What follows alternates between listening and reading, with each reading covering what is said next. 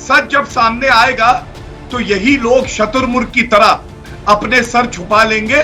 देखिए, ये फूल छाप पार्टी का फूल कीट है, देश को मूर्ख बनाने का कीट है।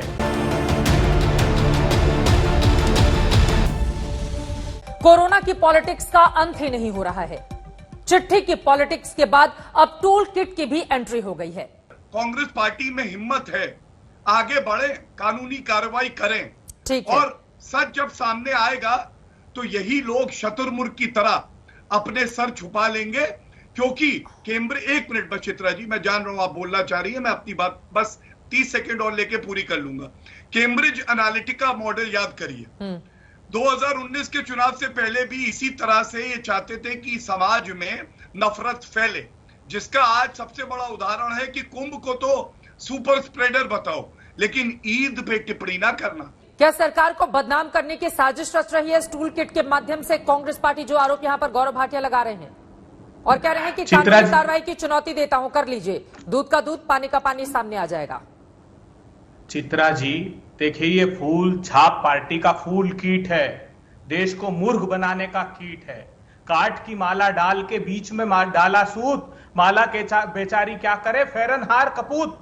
कुंभ की बात करते, किस मुंह से बात कर रहे हो? 17 अप्रैल को प्रधानमंत्री जी ने इस हिंदुस्तान के सर्वश्रेष्ठ संत अवधेशानंद गिरी जी महाराज को कहकर कुंभ का विसर्जन करा दिया और प्रधानमंत्री जी रैली करने चले गए और रैली में सीना ठोक कर कहा कि ये हजारों की भीड़ देखकर मेरा सीना गर्व से चौड़ा हो गया। प्रधानमंत्री जी, क्या ये शोभा देता है आपको? क्या है पार्टी का पक्ष टूल किट पर, बताइए, कौन सच्चा कौन झूठा? कांग्रेस तो सीधे सीधे कह रही है कि फर्जीवाड़ा है ये।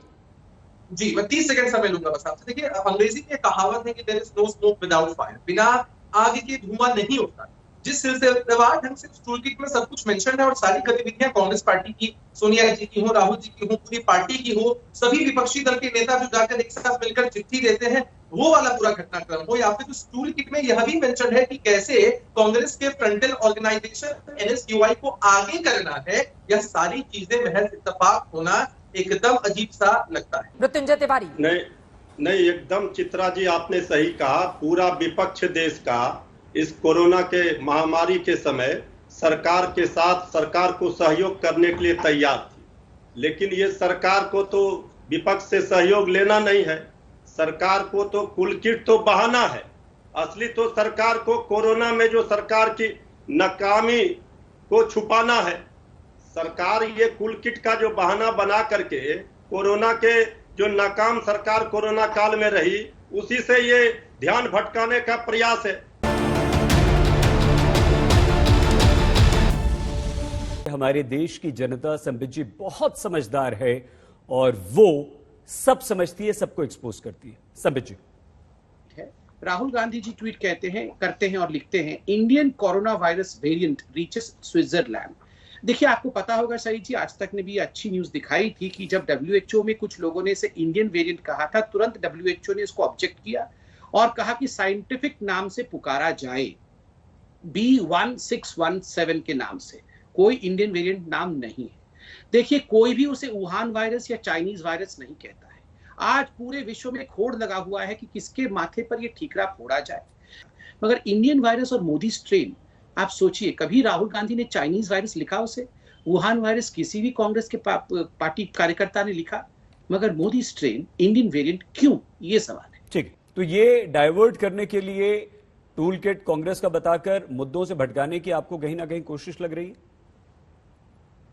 मैं आपको बता दूं मुझे क्या लग रहा है। मुझे ये लग रहा है कि एक चुनी हुई सरकार को और सत्ताधीन पार्टी को जब लोगों की मदद करनी चाहिए, आज भी संक्रमण के मामले भले कम हो गए हो क्योंकि टेस्टिंग थोड़ी दी, लेकिन मौत के आंकड़े अभी भी बहुत ऊंचे हैं। 4300 से ऊपर मौतें पिछले 24 घंटे में हुई हैं आधिकारिक तौर से, और कुछ मौत के आंकड़े मिसमैच भी करते हैं, चाहे वो गुजरात हो चाहे वो उत्तर प्रदेश हो, जिस पर आज मैंने प्रेस कॉन्फ्रेंस करी थी। खैर, मेरा अपना ये मानना है कि सत्तारूढ़ पार्टी को आज जरूरत है लोगों की मदद करे, लेकिन उनके पास इसका टाइम नहीं है। ये पूरा फर्जी फोर्ज्ड डॉक्यूमेंट है, पूरा फेक डॉक्यूमेंट है, और इसीलिए हमने ये डिसाइड किया। यूजुअली हम इसको इग्नोर कर देते, लेकिन इस महामारी के दौरान अगर गलतफहमी और दुष्प्रचार फैलाया जाएगा तो हमने ये डिसाइड किया कि हम इसकी लीगल कार्रवाई करेंगे, इसीलिए हमने एफआईआर करने की प्रक्रिया शुरू करी और हमने तुगलक रोड थाने पे एफआईआर जाके लॉन्च करने की प्रक्रिया शुरू करी। देखिए सईद जी, मेरा बड़ा स्पष्ट मानना है कि ये सारा मुद्दा ये कहीं ना कहीं आज के वर्तमान राजनीतिक स्तर को बहुत नीचे की ओर ले जा रहा है, एक घिनौने स्तर पे।